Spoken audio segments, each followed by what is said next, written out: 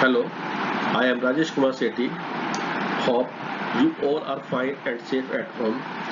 Today we are beginning with a new chapter, Microorganisms for class 8. You can also find the link to the other chapter in the description box below.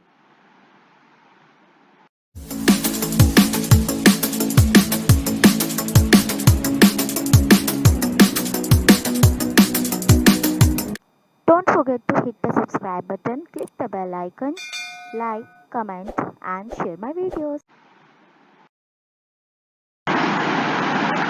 What are microorganisms?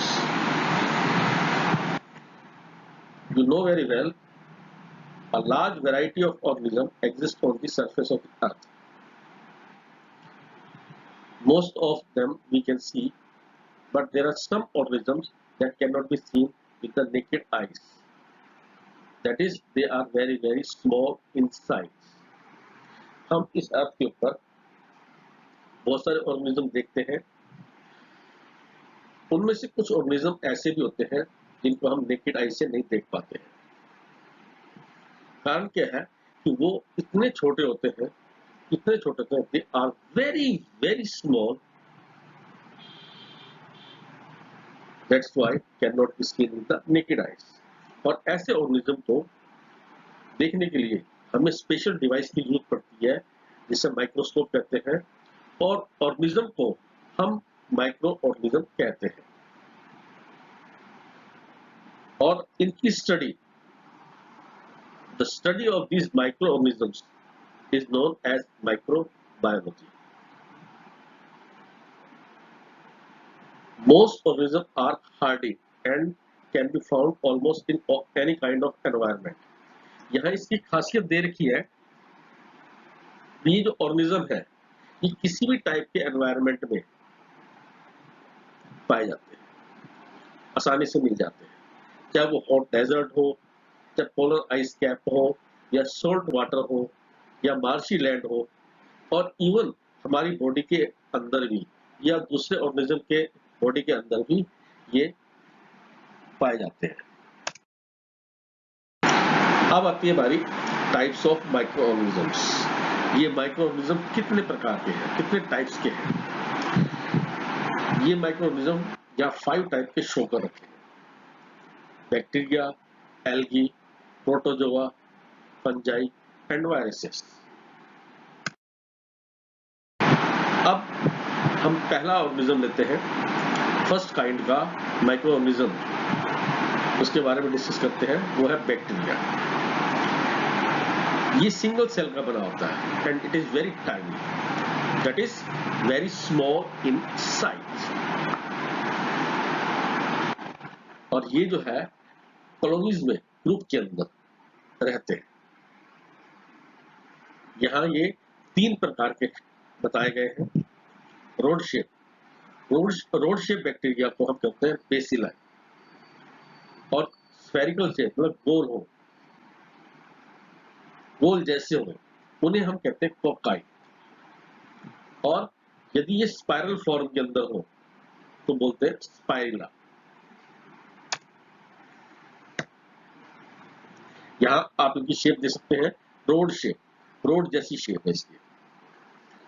Second आप देखते हैं spherical rounded structure, और third आप spiral की form के अंदर, spring जैसे की फॉर्म के अंदर ये दिखाई दे रहे हैं, इसलिए इनको बोलते हैं स्पाइरिला. नेक्स्ट माइक्रो ऑर्गेनिज्म की बात करते हैं, algae. They are very simple plant structure, normally aquatic in nature. Aquatic means पानी में पाए जाते हैं. ये यूनिसेलुलर भी हो सकते हैं और मल्टी सेलुलर भी हो सकते हैं. यूनिसेलुलर मतलब वन सेल, एक सेल का बना हुआ. मल्टी सेलुलर मैनी सेल के बने हुए, बहुत सारी सेल से मिलकर बने हुए. इसके एग्जाम्पल हैं diatoms, Chlamydomonas and seaweeds etcetera. बहुत सारे हैं, यहाँ सिर्फ 3 बताए गए हैं. Protozoa, this is the third category of micro organisms, और ये सिंगल सेल के unicell, they are mostly unicellular microscopic organisms. Mostly जो प्रोटो जो है वो एक सेल के बने होते हैं, और एक्वेटिक नेचर के अंदर ये एक्वेटिक होते हैं, मतलब पानी में पाए जाते हैं। एग्जाम्पल इसके हैं अमीबा और पैरामीश के। ये सिर्फ 2 एग्जाम्पल बताए गए हैं, वैसे बहुत सारे हैं। यहाँ आप अमीबा का डायग्राम देख सकते हैं। ये जो स्ट्रक्चर शो किया गया है, ये अमीबा का स्ट्रक्चर शो किया गया है। फंजाई,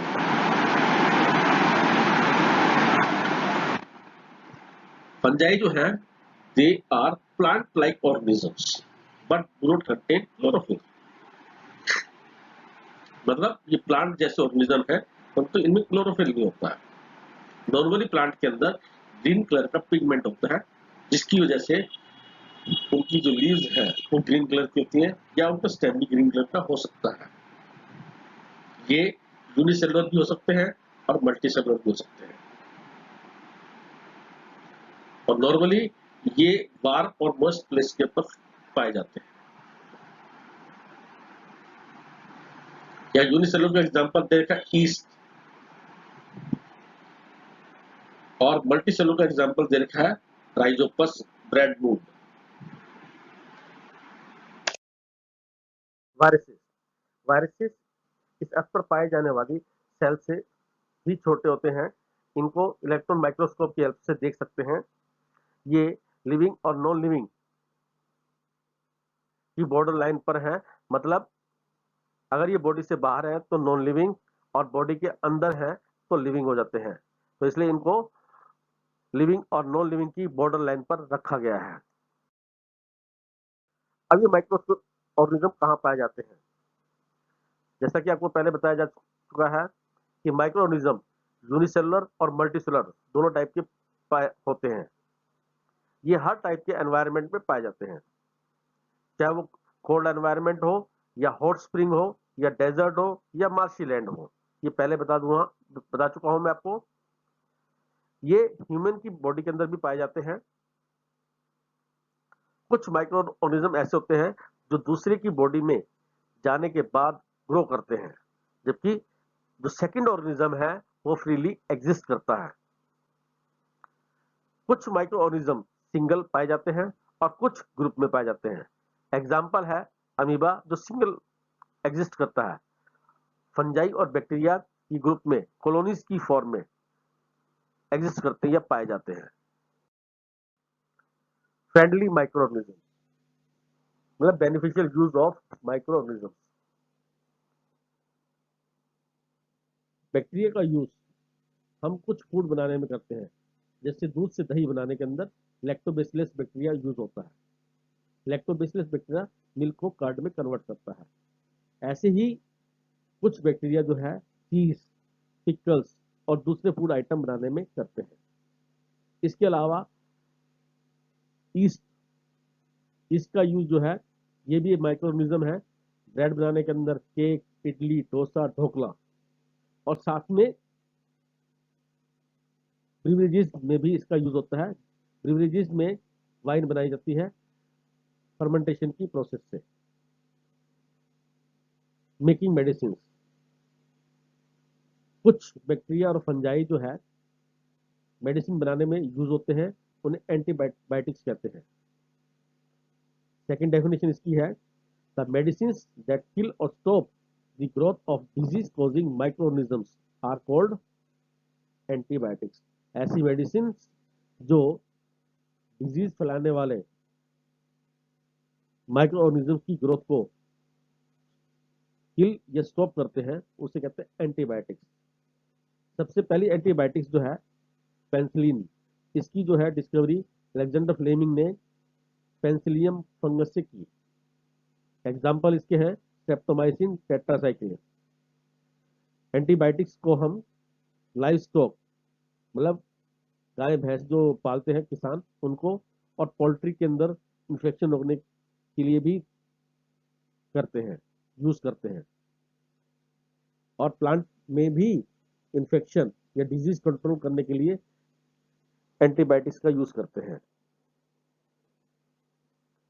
अब एंटीबायोटिक्स के बारे में इंपॉर्टेंट इंफॉर्मेशन, इसे हमें किसी क्वालिफाइड डॉक्टर की सलाह से ही लेना चाहिए, और डॉक्टर जो प्रिस्क्रिप्शन लिखता है, जो कोर्स लिखता है, उसे पूरा करना चाहिए।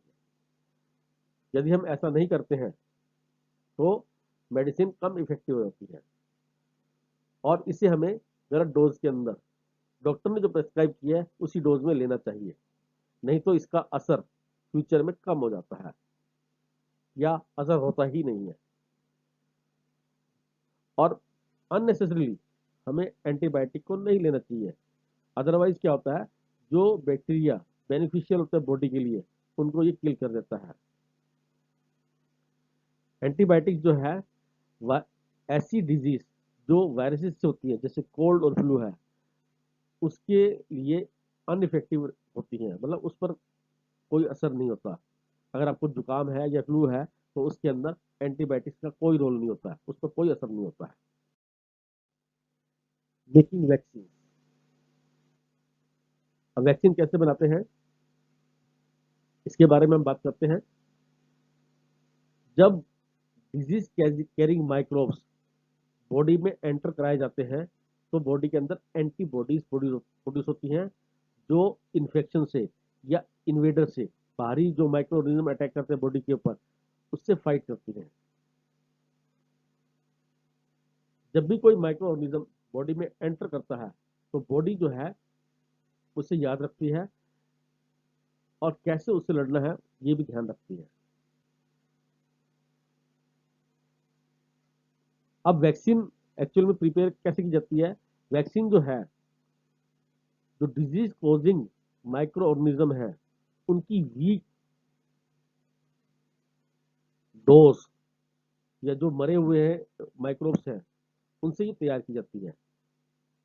जब इनको बॉडी के अंदर इंजेक्ट किया जाता है तो बॉडी जो है डिजीज कॉजिंग माइक्रो ऑर्गेनिज्म से फाइट करती है। कैसे फाइट करती है? एंटीबॉडीज प्रोड्यूस करते हैं, और एंटीबॉडीज जो है बॉडी के अंदर रहती हैं और माइक्रो ऑर्गेनिज्म से प्रोटेक्ट करती है, और इस प्रकार ये वैक्सीन काम करती है। कुछ वैक्सीन के नाम, कुछ वैक्सीन जो डिजीज से प्रोटेक्ट करती हैं, जैसे जो डिजीज प्रोटेक्ट करती हैं, जैसे cholera, tuberculosis, smallpox, hepatitis, इनको हम वैक्सीन से प्रोटेक्ट कर सकते हैं।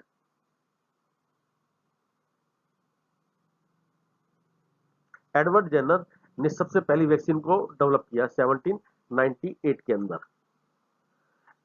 एग्रीकल्चर में आप इनका यूज देख सकते हैं कि आप जानते हैं कि जो दाल वाले पौधे हैं, लेग्यूमिनस प्लांट है, उनकी रूट्स के अंदर छोटी छोटी गांठें होती हैं, नोड्यूल्स होते हैं, उसके अंदर राइजोबियम नाम का बैक्टीरिया प्रेजेंट होता है, जो एटमॉस्फेरिक नाइट्रोजन को नाइट्रेट में कन्वर्ट करता है, जिससे सोइल की फर्टिलिटी इंक्रीज करती है।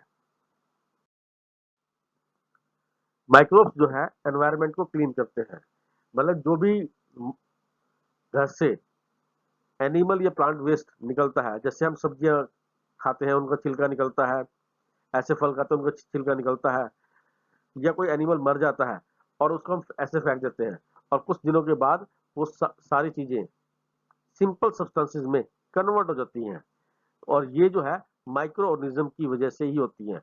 माइक्रो ऑर्गेनिज्म इन पर अटैक करते हैं और सिंपल सब्सटेंसेस में कन्वर्ट कर देते हैं, मींस मैन्योर में कन्वर्ट कर देते हैं। इस प्रकार ये एनवायरनमेंट को क्लीन करते हैं।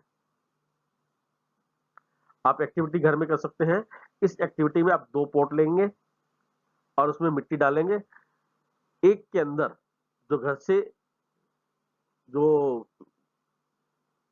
प्लांट वेस्ट निकलता है, जैसे सब्जी को छिलके हो गया, वो आपने डाले और उसके ऊपर मिट्टी से उसको ढक दिया, और दूसरे पॉट के अंदर आपने पॉलीथीन बैग्स, एम्प्टी ग्लासेस और प्लास्टिक के टुकड़े डाल दिए और मिट्टी से ढक दिया। 3-4 हफ्तों के बाद दोनों की ऊपर की मिट्टी को हटाएं, तो आप क्या देखेंगे, जिसमें आपने प्लांट वेस्ट मतलब सब्जियों के छिलके डालें, वो जो है ब्राउन कलर के सोइल में कन्वर्ट हो जाएंगे, जिसे हम मैन्योर कहते हैं। जबकि जो प्लास्टिक वगैरह हैं, जिसमें सेकंड पॉट, जैसे बी पॉट आपने नाम रखा, वो वैसे के वैसे रहेंगे।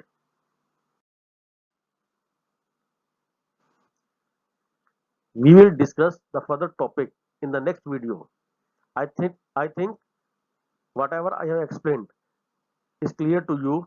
If there is any doubt or any queries, then drop your queries in the comment box. Thank you.